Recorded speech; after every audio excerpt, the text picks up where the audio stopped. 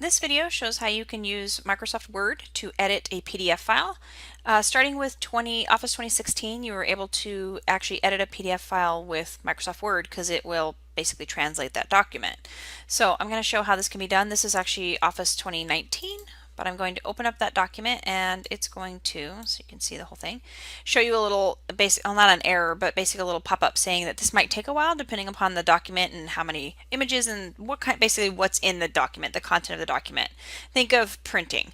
You know, a document that has more detail takes longer to print. The same thing is going to happen when you're trying to convert it to an accessible format in Word if it's a PDF. So I'm going to say OK, and this happens to be a lot of text, so it's not near as hard to edit as it might be otherwise. But say I just wanted to make sure I could get rid of this. So here's the link to the original article, but it's on 2 pages, and I don't want it to be 2 pages. So this would be a way that I could get rid of that by changing the layout, changing those margins.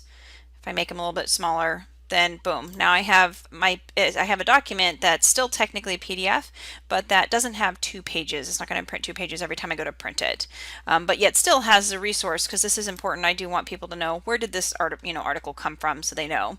I could also change the title. I could put a date up here, or anything I wanted to do. I could, like if I wanted to start typing, I could put, from X date, whatever the date may be. So you can change this and then you can save it. So you go File, and you can either save as to try to save it as a Word document, or you can just go back and do File, Save, or click the Quick Access, which is what I have, Save, and it's going to try to ask you, do you want it to be a document because it's basically been converted? Or you could also turn around and save it as a PDF if you wanted to. So I'm going to say I want to save this as a Word doc. I'm just going to click Save and save it on my desktop. And now I'm done. So I was able to edit this file, which originally was a PDF, with Microsoft Word.